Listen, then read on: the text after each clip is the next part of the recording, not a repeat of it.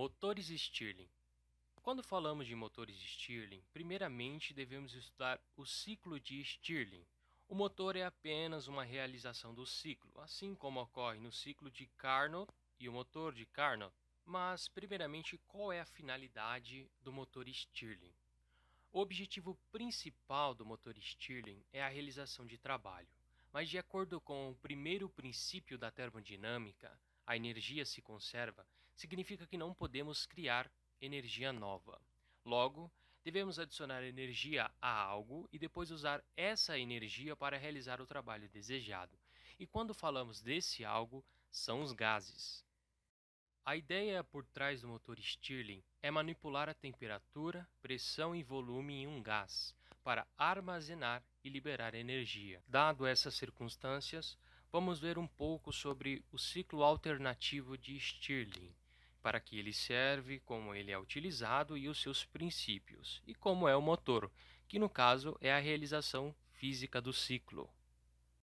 Quando falamos sobre o ciclo de Stirling, poderíamos relacionar com um ciclo de Carnot, que é uma representação gráfica. E assim, a gente vai usar o gráfico do ciclo de Stirling para explicar os processos que ocorrem nele. O gráfico, ele mostra 4 processos, e a junção desses 4 processos forma o ciclo.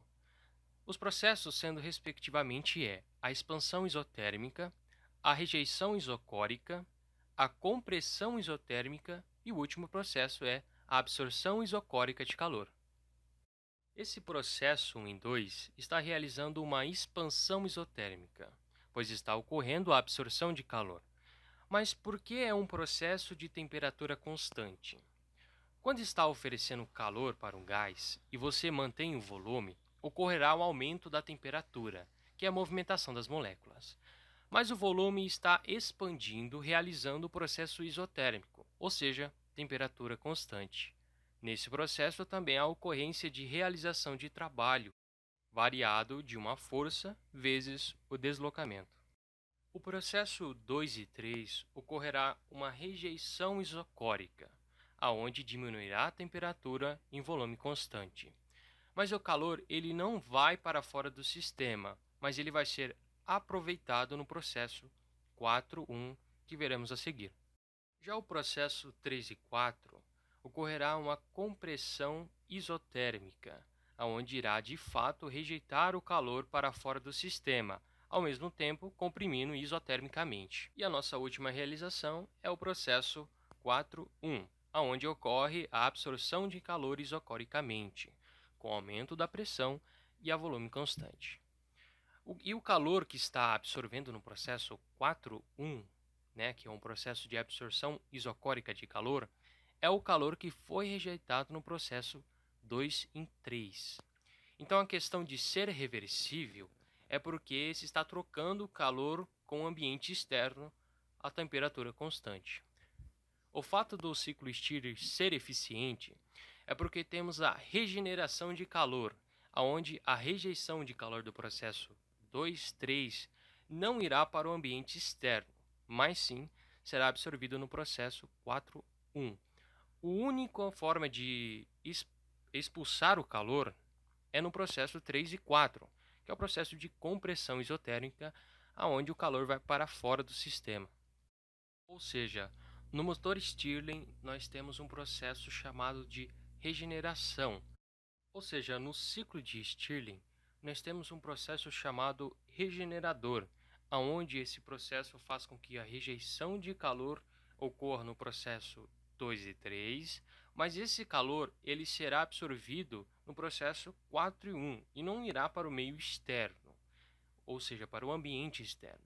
Mas existe um processo de absorção de calor e um processo de rejeição de calor, aonde a absorção vem do ambiente externo e a rejeição vai para o ambiente externo.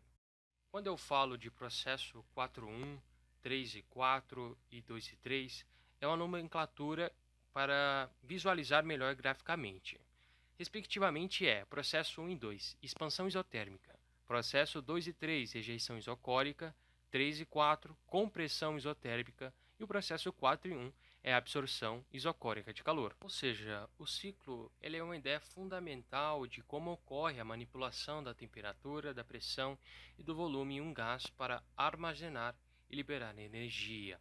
E essas questões têm uma relação profunda com entropia e os princípios fundamentais da física.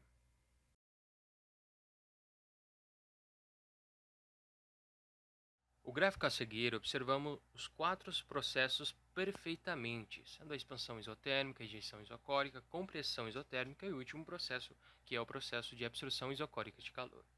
O gráfico a seguir, o gráfico da esquerda, é um diagrama sobre a temperatura e o espaço, e o gráfico da direita é um diagrama de pressão e volume.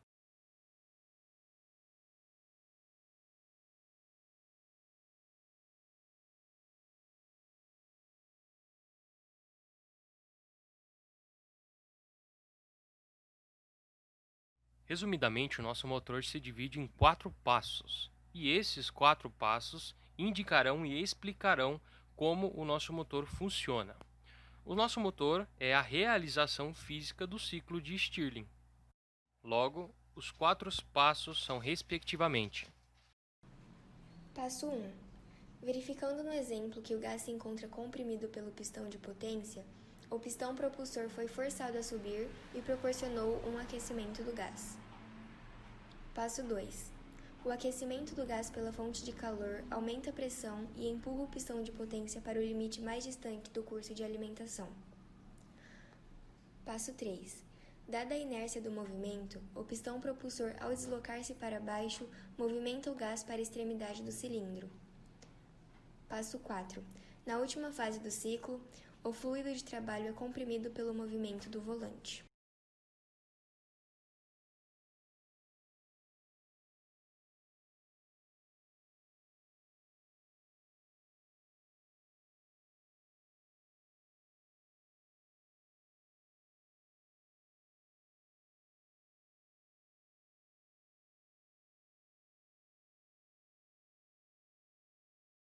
Aham.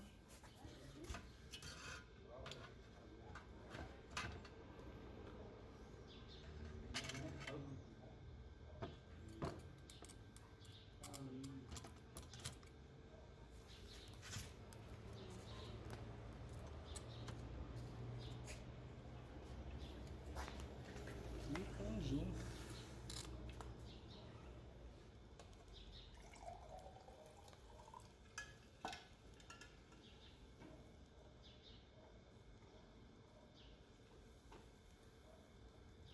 Agora vai funcionar. Vai mesmo? Vai mesmo.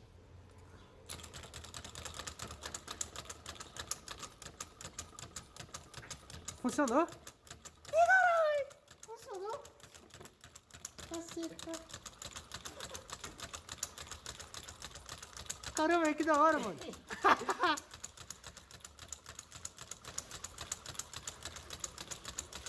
Easy, pesadão. Tá acelerando ainda, mano.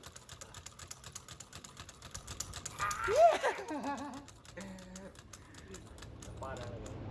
Agora a água já esfriou, né? Deve ter esfriado. Aí. Como é impossível ter conversão perfeita de energia, a eficiência máxima do motor Stirling depende somente das temperaturas dos reservatórios térmicos, e isso indica o fato de que nenhum motor pode ser perfeito, explicando o seguinte fato. Se visualizarmos o gráfico no canto superior esquerdo do nosso vídeo com um diagrama pressão-volume, percebemos como é impossível ter conversão perfeita de energia e ter eficiência máxima. Ou seja, a linha de realização do gráfico do exemplo não segue a linha de realização do gráfico de Stirling com rendimento máximo. E o nosso protótipo mostra isso.